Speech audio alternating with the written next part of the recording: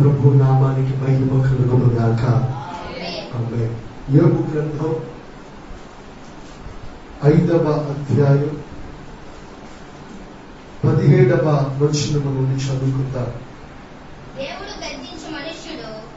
దేవుడు గద్దించే మనుషుడు ధన్యుడు. కాబట్టి సర్వశక్తుడైన దేవుని శిక్షను తృణీకరించకము. చదువు.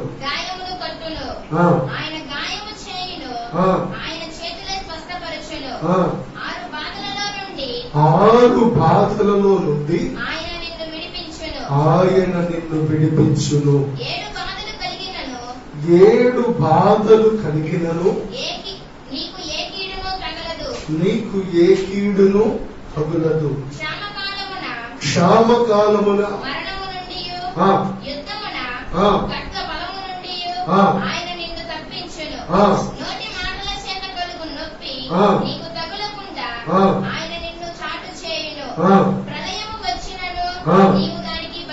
భయపడవు.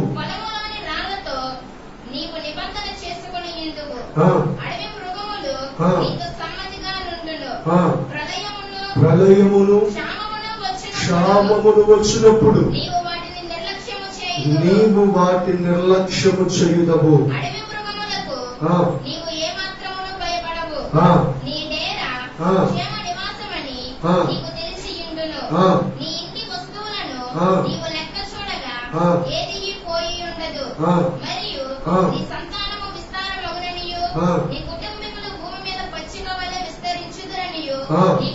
నీకు తెలియదు.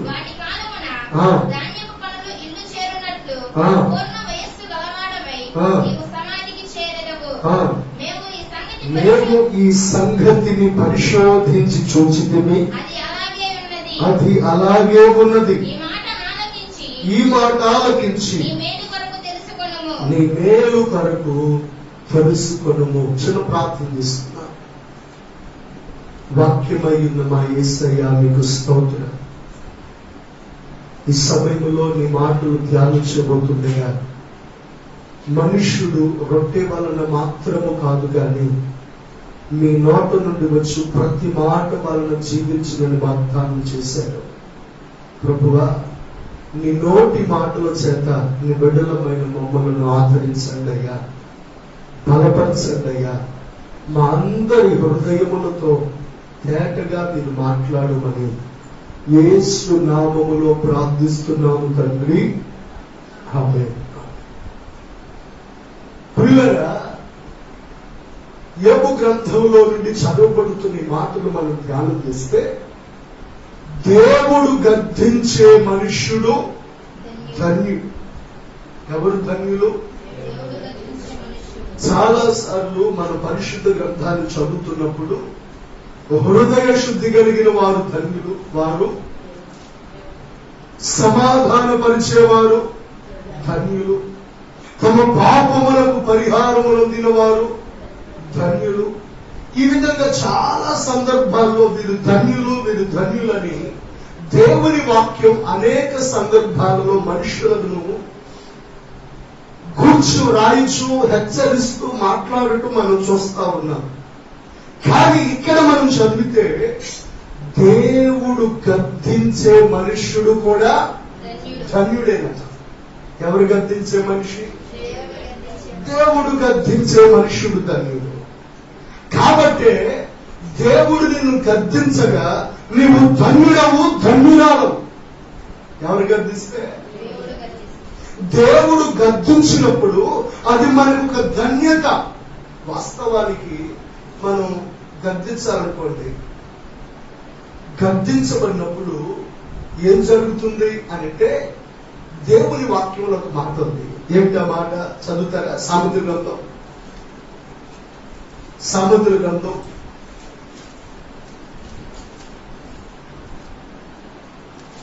22వ అధ్యాయం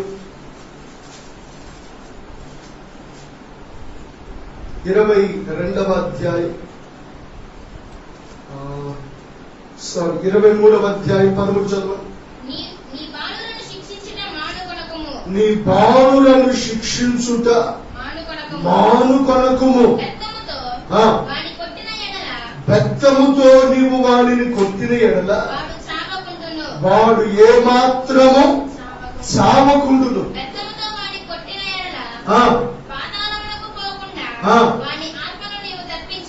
అలాగే 13వ అధ్యాయం మొదటి వచ్చిన చదువు. తండ్రి శిక్షించిన కుమారుడు జ్ఞానము గలవాడగును, అపహాసకుడు గద్దింపులకు లోబడడు. స్తోత్రం కలుగునుగాక. ఈ మాట మనకు కావలసింది. తండ్రి శిక్షించిన కుమారుడు ఏమవుతున్నాడు? జ్ఞానం కలిగిన వాడిగా మార్చబడుతున్నాడు. ఆమేన్. తండ్రి తన బిడ్డను ఎప్పుడైతే శిక్షిస్తాడో, పెద్దాన్ని వాడతాడో, ఆ కుమారుడుకున్న మూఢత్వం అంతా తొలగిపోయి, మూర్ఖత్వం అంతా తొలగిపోయి వాడి మనస్సులో ముద్రించబడిపోతుంది.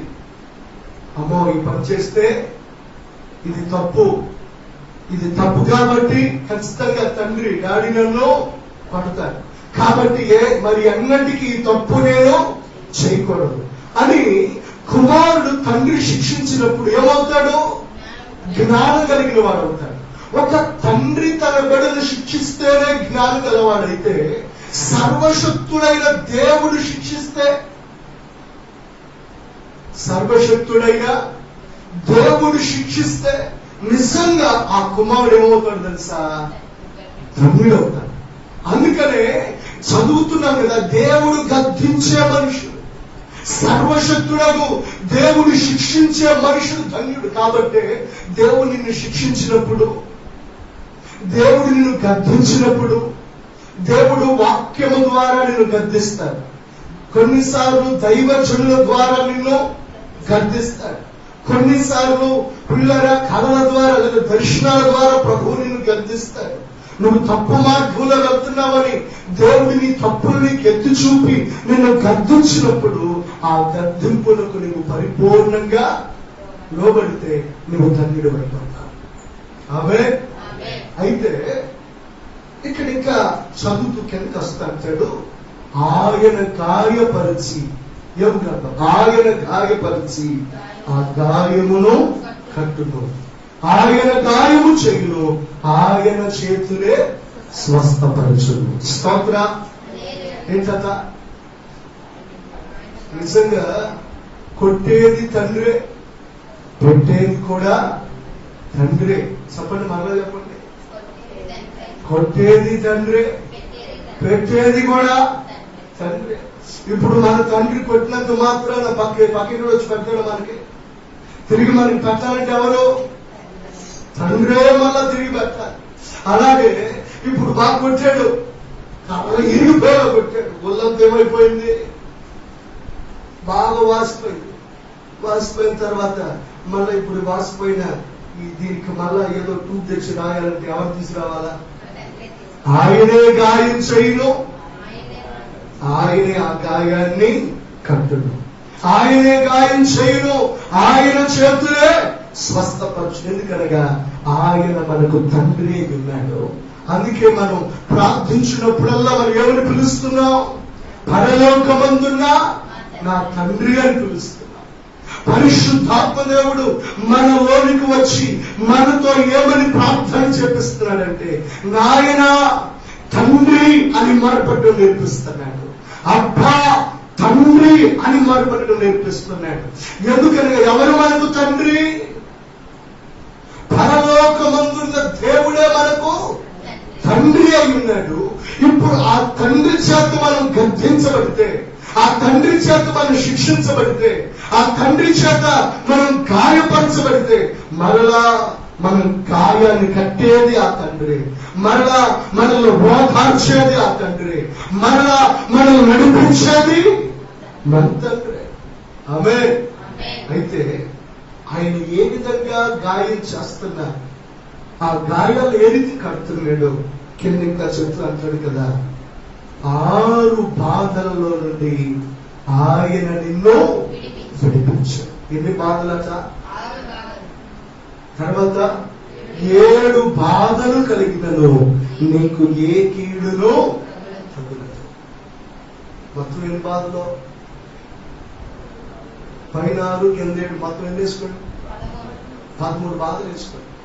ఇప్పుడు మన పరిస్థితి 2 బాధలకు ఏమవుతున్నాం?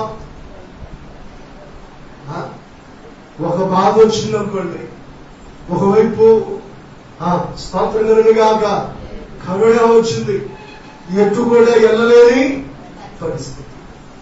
మరొక వైపు చేతులు ఏమలేవు, ఏమాత్రం డబ్బులు తినడానికి ఆహారం లేదు. ఇదొక బాధ. బయటికి వెళ్ళలేకపోతున్నామనే బాధ, తినడానికి ఏమీ లేదనేటువంటి బాధ, అనారోగ్యం అనేటువంటి బాధ. ఈ విధంగా పిల్లలు మనం చూస్తూ ఉన్నప్పుడు మనకు కలిగిన 2 బాధలకి లేదా 3 బాధలకు మనం ఏమవుతున్నాం? ఇంకేముంది? ఇన్ని బాధలు వచ్చేస్తున్నాయి కదా, ఈ శ్రమలు వచ్చేస్తున్నాయి కదా అని మన హృదయాల్లో కురిగిపోతా ఉన్నాం. కానీ ప్రభు అంటాడు, నా కుమారుడా, నా కుమారుడా, నా కుమార్తె, 6 బాధలు కలిగిన ఆయన నిన్ను విడిపించుగాక. 7 బాధలు కలిగిన నీకు ఏ కీడు తగులదు. చెప్పాలి గట్టిగా ఆమేన్. ఎందుకని? 6 కలిగిన 7 కలిగిన నీకు ఏ కీడు తగులదు. కీడు నుండి విడిపించేవాడు ఆయనే. ఇంకా ఆ కింద అంటాడు 6 బాధలు 7 బాధలు అంటూ కింద అంటాడు, క్షామకాలమున మరణము నుండి, యుద్ధమున ఖడ్గబలము నుండి ఆయన నిన్ను తప్పించు. ప్రైజరా ఆమె చూద్దాము గడిగా. ఎక్కడి నుండి తప్పిస్తున్నాడట? క్షామకాలం. క్షామకాలం అంటే, క్షామము అంటే కరువు. నిజంగా నా ప్రియ దేవుని పిల్లలారా, పరిశుద్ధ గ్రంథాన్ని చదువుతున్నప్పుడు అనేక మంది భక్తుల యొక్క చరిత్ర లేదా మన పితరులు అయినటువంటి అబ్రహాము దినాల్లో చూస్తే, అబ్రహాము దినాల్లో ఏం కలిగింది? కరువు కలిగింది. ఆ తరువాత ఇస్సాకు దినాలలో కరువు కలిగింది. అలాగే యాకోబు దినాలలో, యోసేపు దినాలలో కరువు కలిగింది. అలాగే నయోమి దినాలలో కరువు కలిగింది. దేవునికి స్తోత్రం. అలాగే ఏలియా దినాలలో కరువు కలిగింది. అప్పుడప్పుడు శత్రువులు వచ్చి ఇశ్రాయేలు పట్టణం చుట్టూ మొట్టడి దెబ్బ కట్టివేయగా లోపల నుండి బయటికి వెళ్ళడానికి అవకాశం లేదు, బయట నుండి లోపలికి ఏదైనా ఆహారం రావడానికి అవకాశం లేదు. అలాంటి పరిస్థితుల్లో ఎటు భయంకరమైనటువంటి కరువు కలిగింది, భయంకరమైనటువంటి క్షామం, కరువు. ప్రైసలా. అయితే నిజంగా ఈ రోజుల్లో మనకి చాలా ఫెసిలిటీలు ఉన్నాయి. మనకి ఈ రోజు చక్కగా వర్షం పడింది అనుకోండి, నదులు నిండితే వాటిని నిల్వ చేసుకోవడానికి మనకి పెద్ద పెద్ద జలాశయాలు ఉన్నాయి, డ్యాములు ఉన్నాయి. ఒకవేళ ఇంకిపోతా ఉన్నా కానీ మోటార్లు వేసి భూమిలో ఉన్న నీటిని తోడుకొని రావడానికి అవకాశం ఉంది. అలాగే ఏదైనా ఆహారాన్ని పండించడానికి రకరకాల ఎరువులు మనకు ఉన్నాయి. కానీ ఆ రోజుల్లో ఇశ్రాయేలు ప్రజలకు ఆకాశం నుండి వర్షం పడాలి, నదులు నిండాలి, ఆ నదుల్లో నీరు వారికి కావాలి. అప్పుడు వారికి ఏం దొరుకుతుంది? ఆహారం దొరుకుతుంది.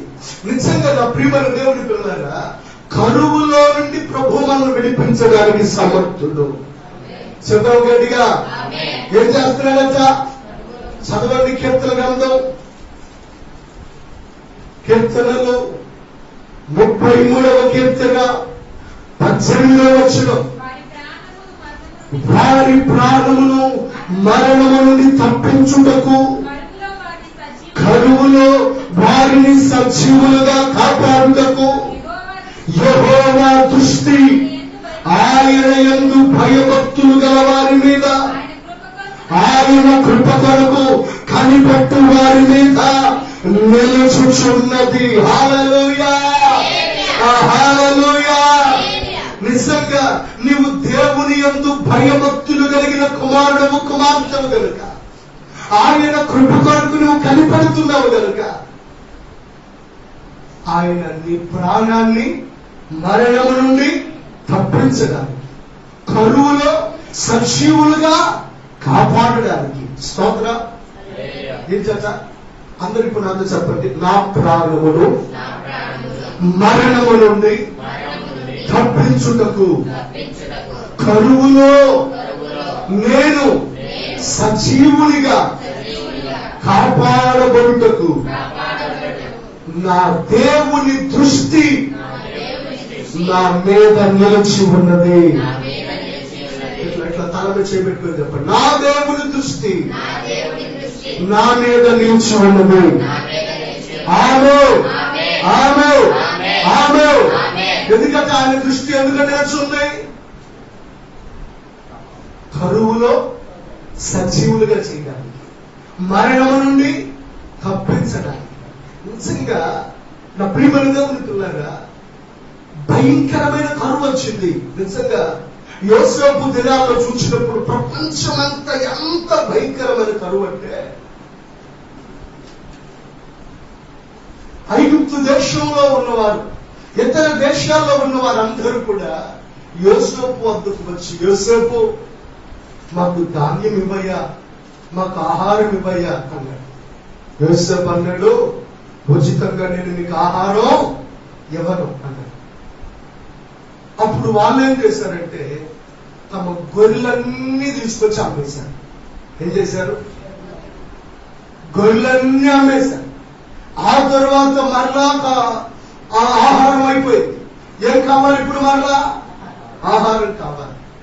ఈసారి ఫస్ట్ ధనం అయిపోయింది, తర్వాత గొర్రెలు అమ్మేశారు.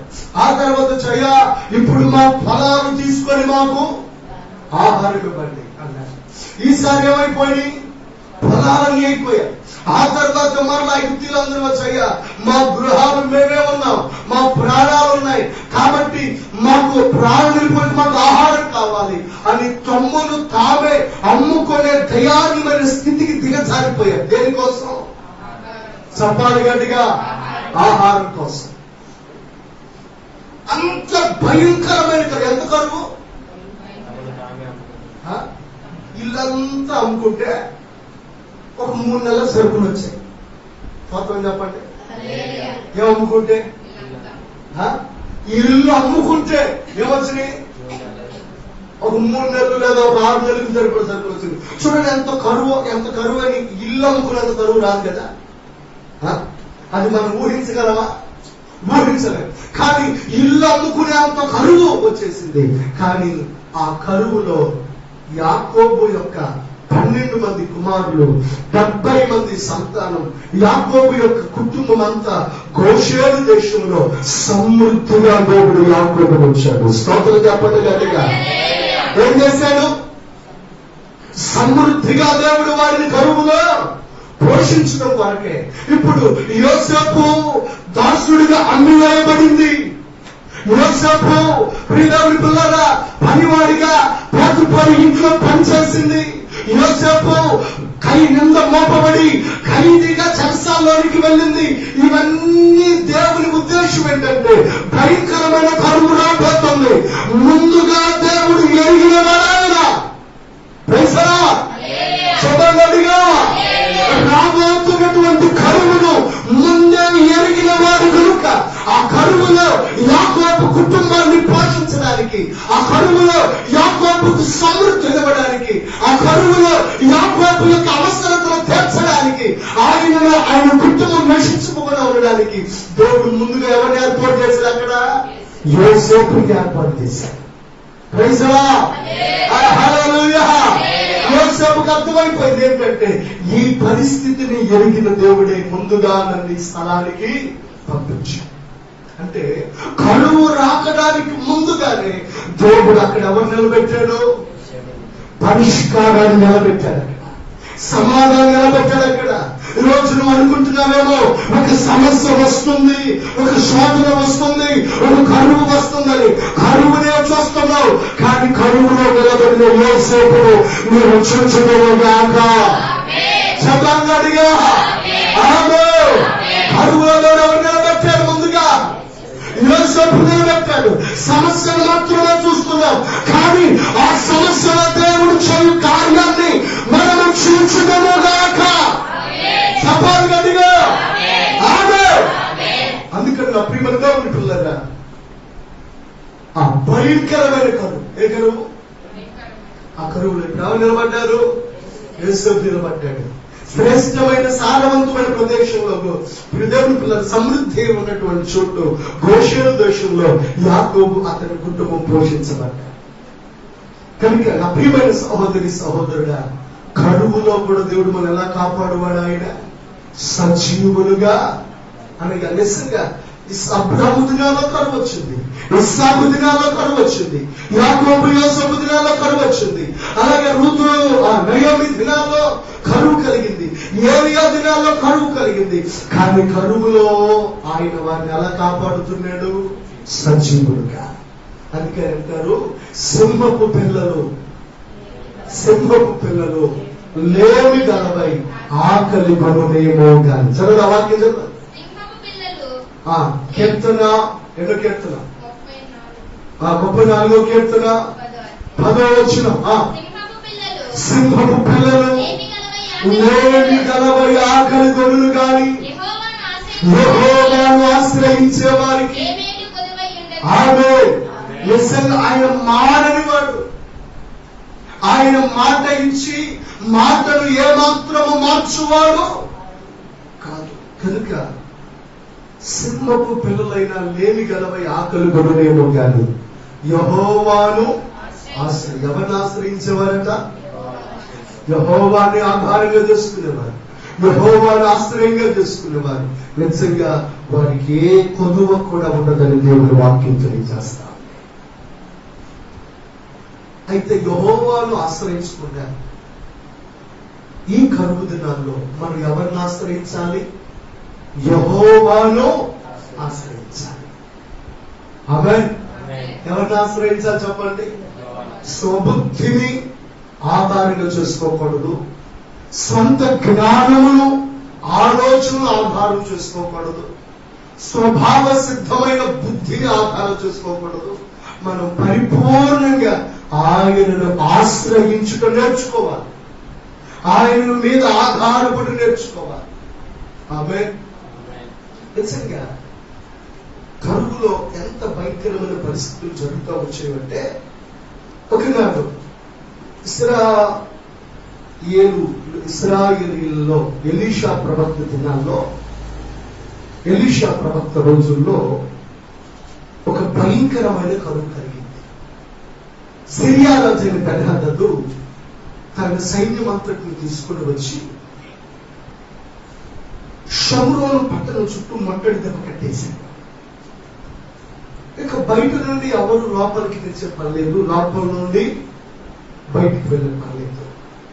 షోమ్రోనులో గొప్ప క్షామం. రాజులు 2వ గ్రంథం 6వ అధ్యాయం 5వ వచనం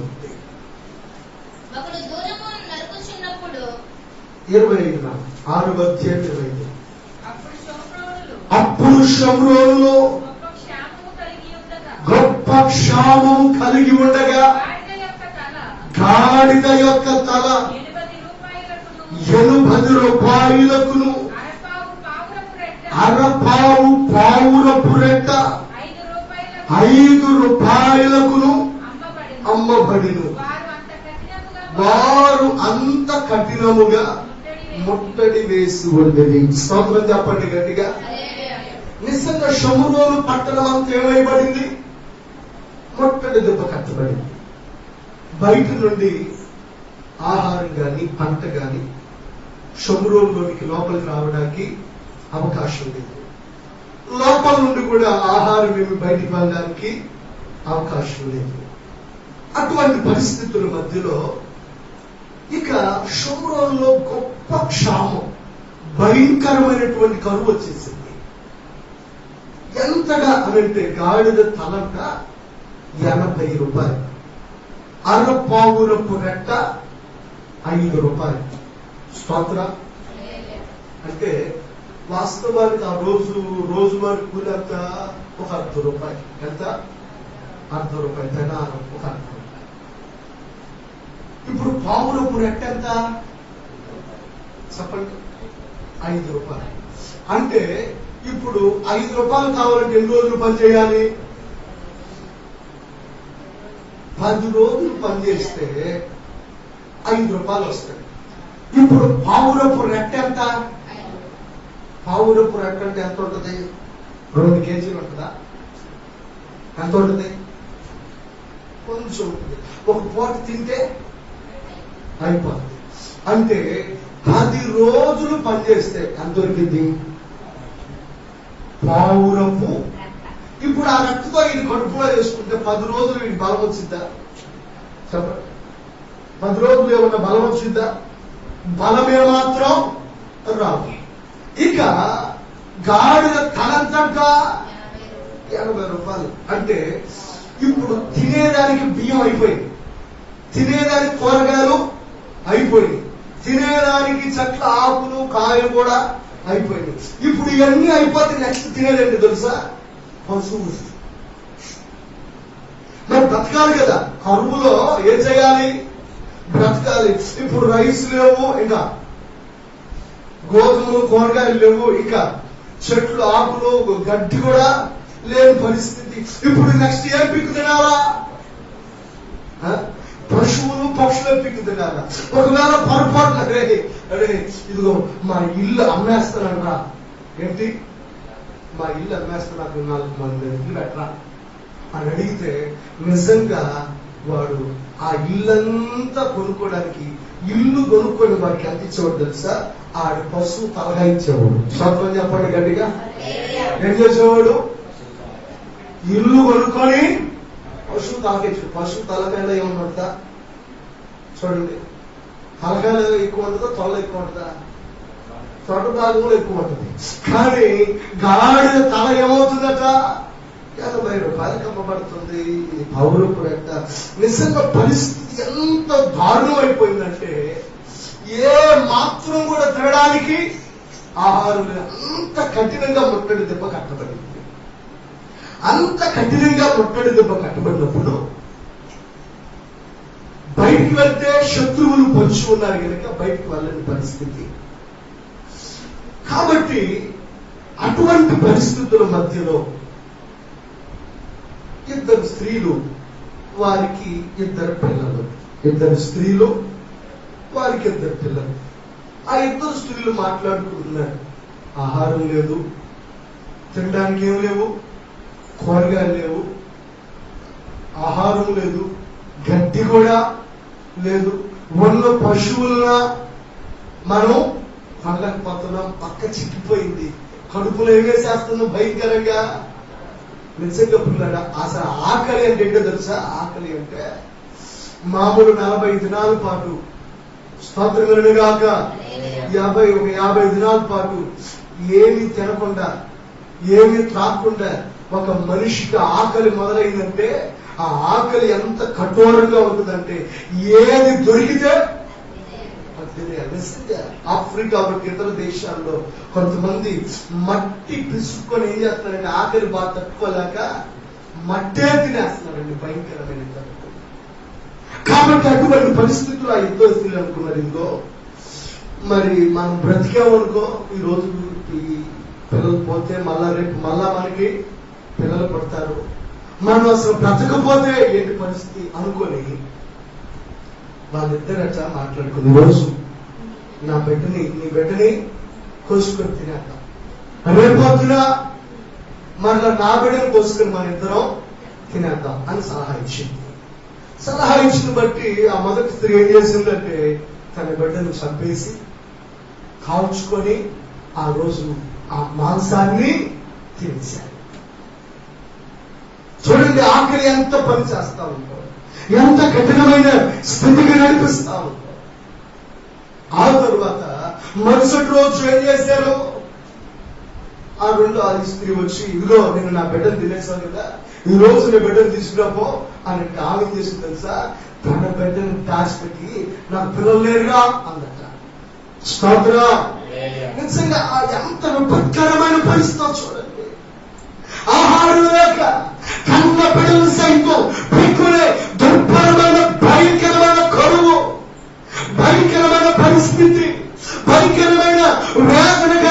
ఒకరినొకరు బలవంతుడు బలహీన చంపుకొని తినేవాడు. ఇక ఈ స్త్రీ రాజు వద్దకు వెళ్ళిపోయా, రాజా నాకు సహాయం చేయి, రాజా నాకు సహాయం చేయి, రాజా నాకు సహాయం చేయి అని కేకలు వేస్తా ఉండగా రాజు అడుగుతున్నాడు, అమ్మా నీకేం కావాలి?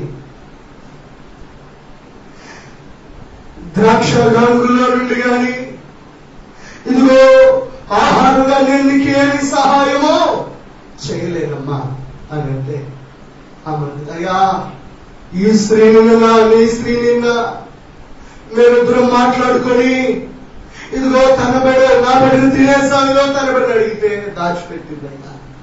అయ్యో ఇది పక్కన పరిస్థితిని ఎప్పుడైతే రాజు విన్నాడో రాజు హృదయం కక్కబిక్కలమైపోయింది, వేదనతో నిండిపోయింది.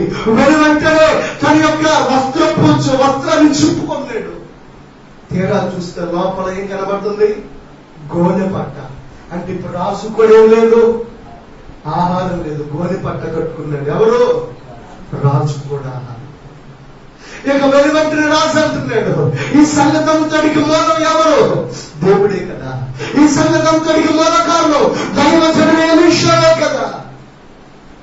ఆ ఎలీషా యొక్క తల నరికా, అతని దగ్గరికి మనుషులు పంపండి అని, అతను తీసుకురండి అనగానే వెనువెంటనే ఎలీషాకు ఆ సంగతి ముందుగా బయలుపరచబడింది. తన కొరకు ఎవరు వస్తున్నారు? రాజు దగ్గర ఉన్నటువంటి మనుషులు తన కోసం వస్తున్న సంగతి బయలుపడింది. వెంటనే ఎలీషా అంటున్నాడు, ఇదిగో ఆ నరహంతకుని కుమారులను తలగొట్టించడానికి ఒక మనిషిని పంపుతున్నాడు, వచ్చిన వాళ్ళ లోపల పెట్టేయండి, వీళ్ళ తర్వాత వారికి యజమాని వస్తాడు కదా. రాజు పంపిన మనుషులు లోపల తోసి బయట తలుపు వేశారు. ఇక వీళ్ళు అంతసేపు రాకపోయేటప్పటికి ఈసారి ఎవరు దిగొచ్చాడు? రాజు దిగొచ్చాడు. రాజు దిగి రాగానే ఈ రాజు అంటున్నాడు, ఇదిగో ఈ కీడు యెహోవా వలన అయినది, నేను ఇక ఎందుకు యెహోవా కొరకు కనిపెట్టాలి? చదువుడా మాట.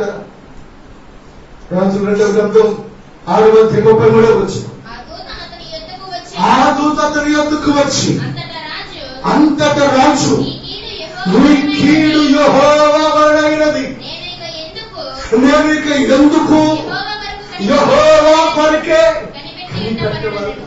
స్తోత్రం కలుగును గాక. అక్కడ మనం కీర్తనలో ఏం చదివా? కరువులో వారిని సజీవులుగా కాపాడడానికి, కరువులో వారి ప్రాణాన్ని మరణం నుండి తప్పించడానికి యెహోవా దృష్టి ఆయన యందు భయభక్తులు గల వారి మీద నిలబడింది. ఆయన కొరకు కనిపెట్టే వారి మీద నిలబడుతుందని. కానీ రాజు అంటున్నాడు, ఈ కరువులని ఎలా కనిపెట్టాలి? ఈ మరణకరమైన పరిస్థితుల్లో దేవుడు సహాయం చేస్తాడని, దేవుడు ఆదరిస్తాడని, ఈ కరువును కొట్టివేస్తాడని, ఈ కరువు యావత్తు తొలగించబడుతుందని నేను ఎలా యెహోవా కొరకు కనిపెట్టగలను? నేను ఎలా కనిపెట్టగలను? ఇది నా వల్ల ఎలా జరుగుతుంది? నేను యెహోవా కొరకు నేను ఎందుకు కనిపెట్టాలి? వెంటనే ఎలీషా అంటున్నాడు, నా మాట ఆలకించు, యెహోవా సెలవిచ్చినదేమనగా యెహోవా మాట ఆలకించు. రేపు ఇదే వేళకు షోమ్రోను ద్వారమందు రూపాయి ఒక్కింటికి ఒక మానిక సన్నని పిండి, రూపాయి ఒక్కింటికి 2 మానికల ఎవరను అమ్మబడును. పైసలా ఎవరున్నాడు ఎలీషా? రేపు ఈ సమయం వరకు కనిపెట్టు.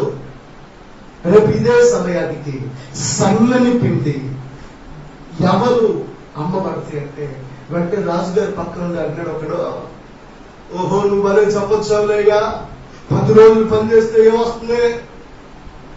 పావుడపు రక్త కూడా రావట్లేదు. మనుషుల్ని పీకు తినే పరిస్థితి, పశువులన్నీ వధించుకొని తినేస్తున్నావు. ఇప్పుడు యెహోవా ఆకాశమందు కిటికీలు తెరిచిన అలాగూ జరిగిద్దా? దేవుడు ఆకాశపు ద్వారాలు తెరిచిన అలా జరిగిద్దా? వెంటనే దైవజనుడు అన్నాడు, నీవు దేవుని మాట నమ్మట్లేదు, ఇది నా మాట కాదు, దేవుని మాట. ఎందుకనగా కరువును రేపు ఈ సమయానికల్లా దేవుడు తొలగించి సమృద్ధితో నింపబోతున్నాడు. చెప్పాడిగా ఎందుకని ఆయన గాయపరిచి ఆయనే గాయము కండు, ఆయన గాయము చేయును, ఆయన చేతులే స్వస్థపరచును. రేపు ఈ నెలకు దేవుడి కార్యం చేస్తాడు. ఎందుకంటే మనుషులకు అసాధ్యమైనవి దేవునికి అసాధ్యము కాదు. దేవునికి సమస్తమును సాధ్యమే. అదే దేవునికి సమస్తము సాధ్యమే పిల్లరా. దేవునికి అసాధ్యమైనదంటూ ఏమీ లేదు. దేవునికి సమస్తం సాధ్యం. రేపు ఈనాడు కట్టుతం జరిగిందని ఎలీషా అద్భుత పక్కన రాజు పక్కన వాడు నమ్మట్ల. ప్రైజులా స్తోత్రం చెప్పండి గట్టిగా. హల్లెలూయా. ఇక రాజు వెనక్కి వెళ్ళిపోయాడు. అంటే ఇప్పుడు రాజు వలన కూడా జరిగేది సహాయం ఏది లేదు. చాలా మంది అనుకుంటున్నారు ప్రభుత్వం సహాయం చేయాలా? ఎవరు 1000 రూపాయలు ఇద్దే సరిపోతాం. 10,000 ఇవ్వద్దా కుటుంబానికి నెలకి? సాకురా 10,000 ఇవ్వద్దా? వారానికి 1-2 సార్లు మరి మాసం తెచ్చుకోవడానికి 10,000 కావద్దా? నిజంగా రాజు వల్ల కూడా సహాయం దొరకదు. ఎవరి కోసం కనిపెట్టాలి మనం? ప్రభుత్వం ఏదో ఇస్తుంది, లేదా ముఖ్యమంత్రి గారు ఏదో ఇస్తారు, ప్రధానమంత్రి ఏదో ఇస్తాడు. నిజంగా మనం కనిపెట్టుకోవలసింది ఎవరి కోసం అంటే కేవలం దేవుని కొరకే మనం కనిపెట్టాలి. మనుషుల సహాయం కంటే దేవుని సహాయం శాశ్వతమైనది. ఆమేన్. హల్లెలూయా. కలవరపడినే కొండల వైపు నా కన్నులెత్తునా, కొండల వైపు నా కన్నులెత్తి ప్రభువునే కొలెదనా, ప్రభువునే కొలెదనా. సర్వకృపా నీవే. ఆమేన్.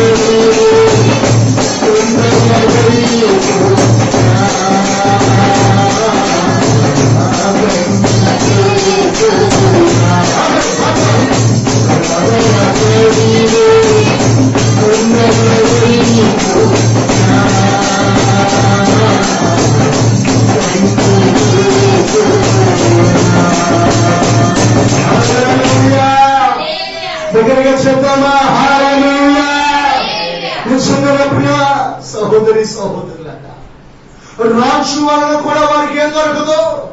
సహాయం దొరకదు. ఇప్పుడు సహాయించగలిగింది ఎవరు చెప్పాలి? రాజు కూడా ఇప్పుడు ఎవరి కోసం కనిపెట్టాలి? అధికారులు కూడా, పిల్లల మంత్రులైనా, శాస్త్రవేత్తలైనా, పిల్లల గొప్ప గొప్ప నాయకులైనా ఇప్పుడు కనిపెట్టవలసింది, తిరగవలసింది ఎవరి వైపునకు? దేవుని వైపునకే. ఆమె ఎందుకనగా పిల్లల ఇటువంటి కార్యాలన్నీ జరగడం గల ఉద్దేశం ఏంటంటే మనము దేవుని వైపునకు జరగాలని. ఎవరి వైపునకు?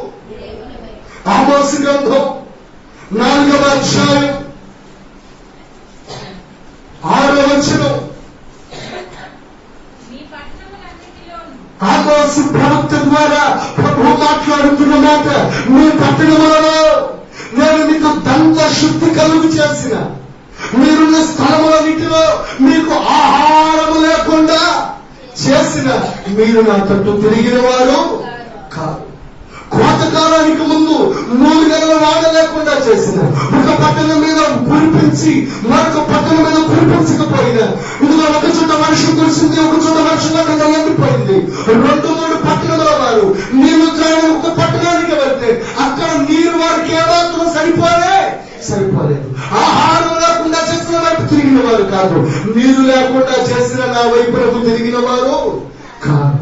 సస్యములు ఎండు తెగులు చేత, కాపుల చేత, గొంగల పురుగు చేత, విస్తారమైన వనములు, ద్రాక్ష తోటలు, అంజూరపు తోటలు, ఒలివ తోటలన్నీ తిరిగిపడ్డాయి.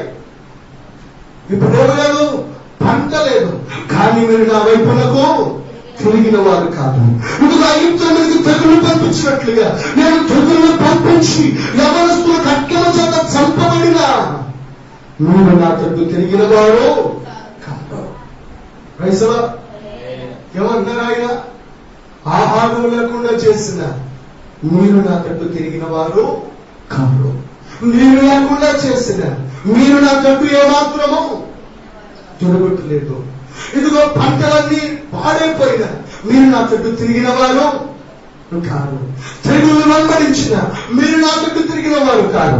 నిజం ఎన్నాళ్ళు మనుషులు తట్టు తిరుగుతూ ఉంటారు, ఎన్నాళ్ళు వారు వీరు వీరు వారని మనుషుల చుట్టూ తిరుగుతూ ఉంటారు. మనుషుల దిక్కు తిరిగిన కాలము చాలు. ప్రైజ్ ది లార్డ్, హల్లెలూయా. నీకు సూర్యుడు దేవుని ఎప్పటికి వరకు తిరుగుదలగాక.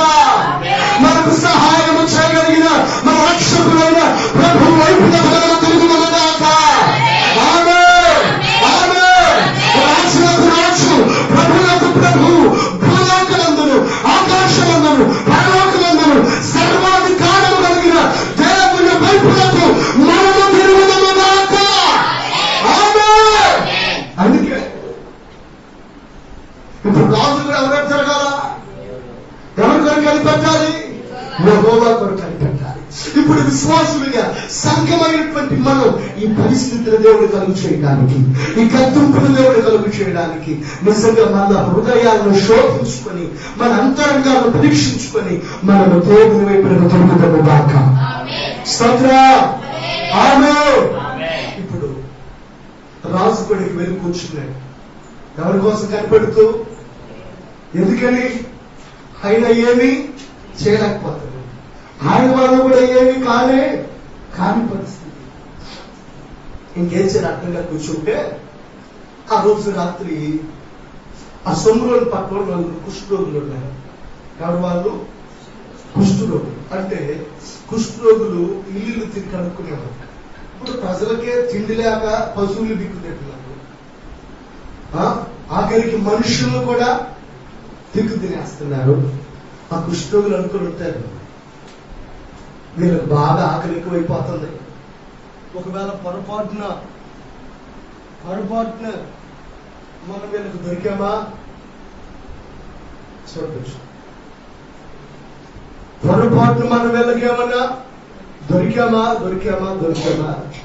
వీళ్ళు ఏం చేస్తారు? మనల్ని కూడా దిక్కు తినేస్తారేమో అని మనకు భయమేసి మనం ఒకవేళ ఈ లోపల ఉన్నామా ఆకలికి చచ్చిపోతాం. ఎందుకని ఇక్కడేం లేదు, ఆహారం లేదు.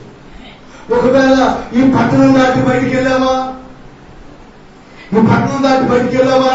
ఒకవేళ బయటికి వెళ్తే శత్రువులు ఉన్నారు, శత్రువుల దగ్గర మనము చచ్చిపోతాం. లోపల ఉంటే ఆఖరికి చచ్చిపోతాం.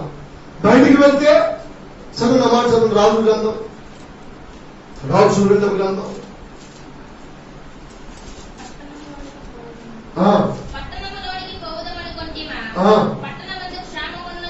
రెండు రాజులు 7వ అధ్యాయం 4వ వచనం.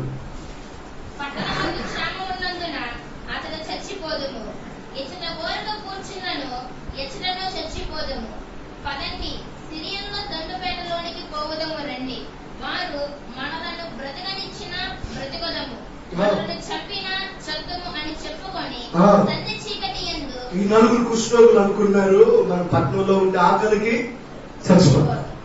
ఒకవేళ పట్టణం దాటి బయటికి వెళ్ళామా? శత్రువు ఇక్కడ చచ్చిపోతే అక్కడ, ఇక్కడ ఉంటే ఆకలితో రోజు రోజు రోజు రోజు కొంచెం తెచ్చేయండి. అక్కడికి వెళ్తే వాళ్ళు ఏం చేస్తారు? ఒకసారి చంపేస్తారు అనే ఆలోచన వచ్చి వీళ్ళు అక్కడికి వెళ్ళిపోయారు. ఇక సిరియన్లోకి వెళ్ళిపోతాం, మొట్టడి వేసిన శత్రువు దగ్గరికి వెళ్ళిపోతాం అనుకోని నలుగురు కుష్ఠరోగులు బయలుదేరికి వెళ్తున్నారంటే సిరియోనుల యొక్క దండుపేట వద్దకు వెళ్ళారు. ఇక మీరు ఎప్పుడైతే అక్కడికి వెళ్ళారో అక్కడ ఆ దండు చుట్టూత వైబడిన గుడారాలన్నీ ఖాళీగా ఉన్నాయి. సైనికులు ఎవరు అక్కడ కనబడలా, సైనికులు ఎవరిలో అక్కడ లేరు. తీరా కుష్ఠరోగులు నిలబడి చూస్తే ఆ సైన్యం అంతా పరుగు పెడుతున్నారు, పరారైపోతున్నారు. పరుగులు పరారైపోతున్నారు. వెంటనే కుష్ఠరోగులు చాలా రోజులైంది కదా ఆహారం తినే గుడారంలోకి వెళ్ళారు. మంచి కాయలు ఉన్నాయి అక్కడ, మంచి తినే అప్పాలు ఉన్నాయి అక్కడ. వెంటనే ఆ గుడారంలో ఉన్న కాయలు అప్పాలు కడుపు నిండా తినేశారు.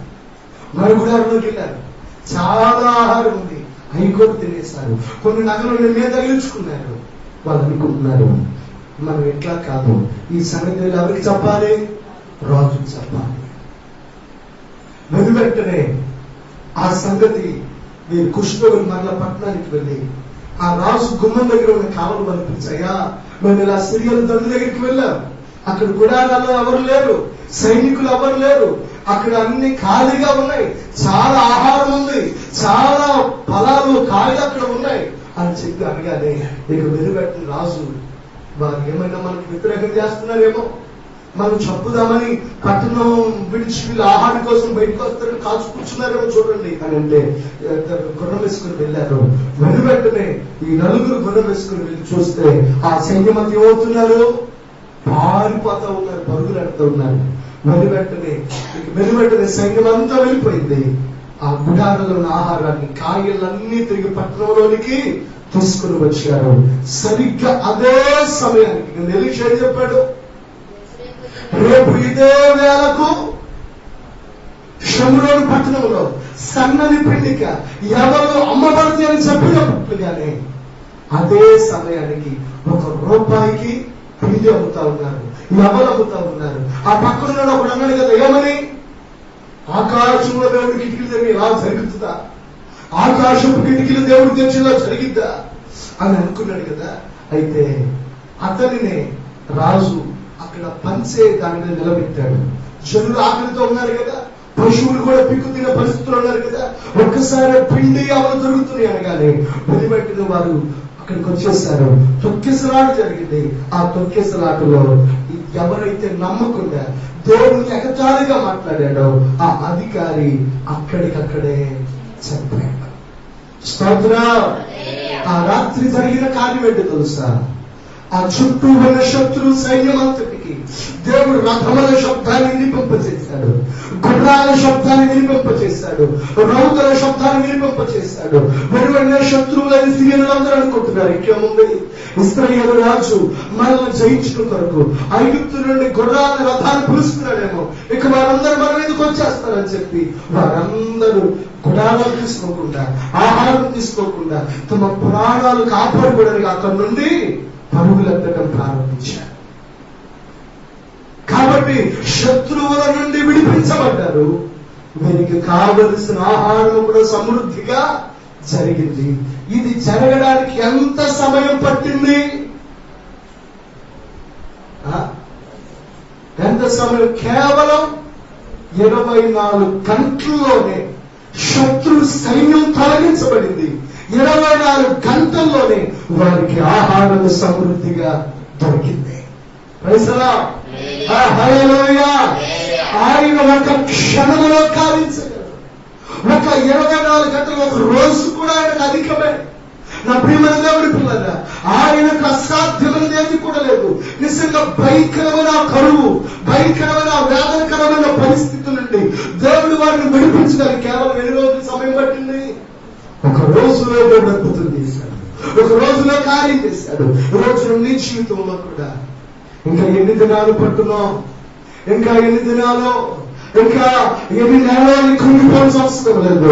ఆయన ఒక దినములోగా కార్యములను సమాప్తం చేయగలిగిన వాడు ఆయన. హల్లెలూయా, హల్లెలూయా, హల్లెలూయా. అందుకే ఆనాడు కరువులో కూడా వారు భయంకరమైన కరువును తొలగించి, భయంకరమైన వ్యాధులు తొలగించి, యోసేపు దినాల్లో వచ్చిన కరువులో వారిని నిలబెట్టడానికి ఎంతో అనుమతించాడు. యోసేపుని అక్కడ నిలబెట్టాడు.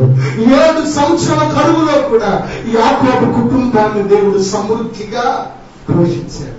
షోమ్రోనులో కలిగిన భయంకరమైన కరువులో కూడా దేవుడు ఆ కరువుని వారికి విడిపించి ఆయన వారికి సమృద్ధినిచ్చాడు. కనుక నా ప్రియమైన దేవుని పిల్లరా, కరువులో కూడా దేవుని కృప మన ఎడల అధికంగా ఉండబోతుంది. స్తోత్రం కలుగునుగాక.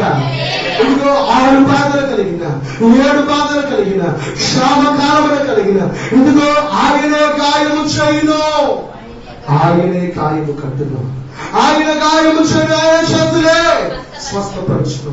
కానీ ఈ కరువులో కూడా నువ్వు దేవుని వైపు తిరుగుతున్నావా? ఈ కరువులో ప్రభు వైపు తిరగలుగుతున్నావా? ఈ కరువు కలిగిన పరిస్థితుల్లో దేవుని వైపునకు మన హృదయాన్ని, దేవుని మీదకు మన యొక్క లక్ష్యాన్ని, మన దృష్టిని ప్రభుత్వం తిప్పుకోగలుగుతున్నామా? కనుక ప్రభు మాట్లాడుతున్న మాటలు, కరువులో కూడా ఆయన దృష్టి మన మీద నిలుచుకుంటుంది. స్తోత్రం చెప్పండి గట్టిగా. కరువులో మమ్మల్ని ఎందుకు అయ్యా తోసేది అని అంటే అంటారు, ఈ కరువులో మీరు ఏం చేస్తున్నారు?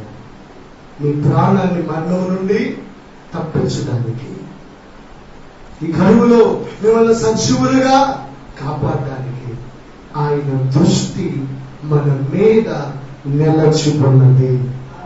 Praise the Lord. హల్లెలూయా. ఆయన దృష్టిలో కేవలం ఎన్ని గంటల్లో జరుగుతుంది? ఒక రోజులోనే జరిగిపోయిందండి, ఒక నిమిషంలోనే జరిగిపోయిందండి. అందుకే మనుషుల వైపు తిరగకుండా, లోకం వైపు తిరగకుండా దేవుని వైపునికి మనం మనసు ఎత్తుదాం, దేవుని వైపునికి మన హృదయాలు ఎత్తుదాం, దేవుని వైపునకు మనం చూద్దాం, ప్రభు వైపునకు మన మనసును అంతరంగాన్ని చాపుదాం. తల్లి వచ్చుకుంది ప్రార్థన పరుగులు ప్రభు పాద దగ్గర ప్రార్థన చేద్దాం.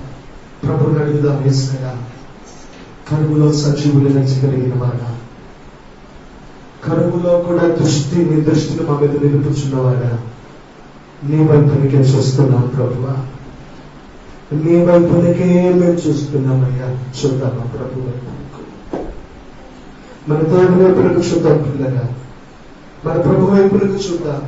ఆయన నమ్మదగిన దేవుడంటే,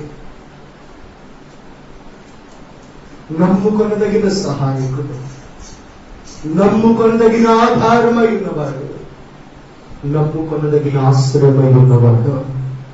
ప్రభు వైపునకు చూద్దాం. Thank you lord.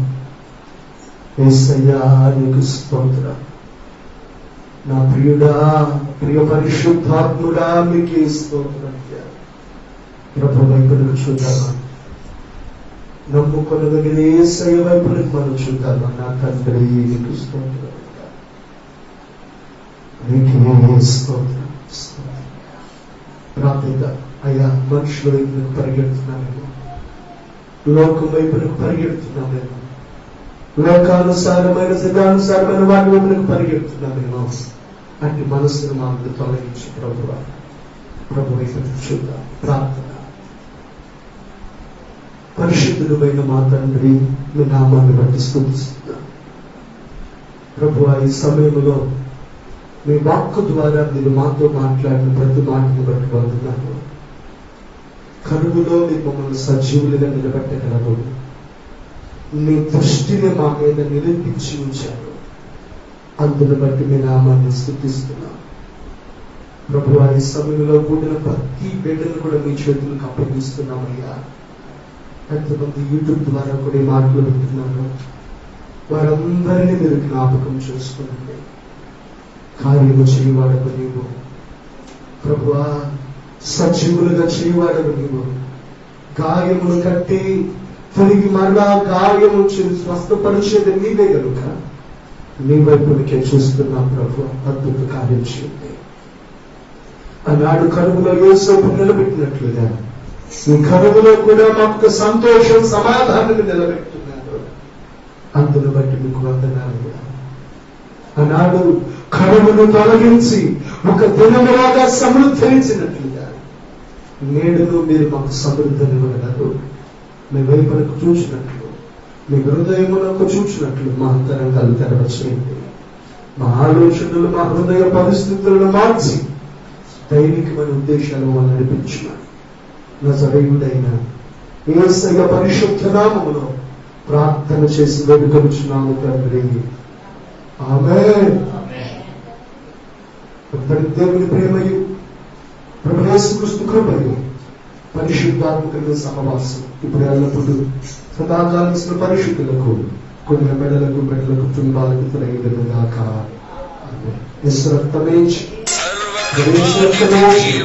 ప్రభు యేసు నామానికి సంపూర్ణ విజయం కలుగునగాక. అందరికీ